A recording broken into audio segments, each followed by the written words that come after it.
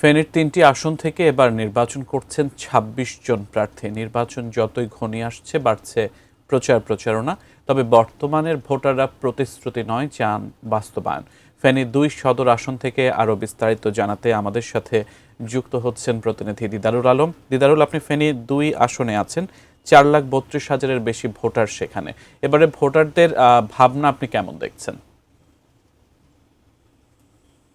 সিয়াম, আসলে আপনি যেমনটি বলছিলেন, এই যে ফেনীর যে প্রায় ১৩.৫ লক্ষ ভোটার, সেই ১৩.৫ লক্ষ ভোটারের মধ্যে কিন্তু তরুণ ভোটার রয়েছেন প্রায় ৪৪%। এবং এইবার যারা আসলে যে ৩টি আসনে প্রতিদ্বন্দ্বিতা করছেন যে সকল প্রার্থী, তাদের জন্য কিন্তু মূল একটা চ্যালেঞ্জ হয়ে দাঁড়িয়েছে তরুণ ভোটার। এবং আগে যেরকম প্রতীক দেখে ভোট দেওয়া হয়েছিল অথবা কোনো মানুষ দেখে ভোট দেওয়া হয়েছে, কিন্তু এইবারকার প্রেক্ষাপটটা ভিন্ন। এখানকার যারা ভোটার রয়েছেন, যারা সাধারণ ভোটার, তারা কিন্তু আসলে প্রতিশ্রুতি নয়, তারা বলছেন যে আমরা প্রতিশ্রুতি বাস্তবায়ন যারা করবেন, যারা আসলে একদম এই যেখানে যদি আপনার নির্বাচিত হওয়ার পর ফেনীর যে ৩টি আসনের যে সকল সমস্যাগুলো আছে, সে সকল সমস্যা নিয়ে যারা কাজ করবেন, আসলে তাদেরকেই কিন্তু আসলে এখানকার যারা ভোটার তারা নির্বাচিত করতে চান। আর বিশেষ করে ফেনীর ৩টি আসনেই কিন্তু আসলে অনেক রকম সমস্যা রয়েছে, এখানে প্রায় ২৬ জন প্রতিদ্বন্দ্বিতা করছেন। মূলত এখানে জামাত এবং বিএনপির মধ্যে মূলত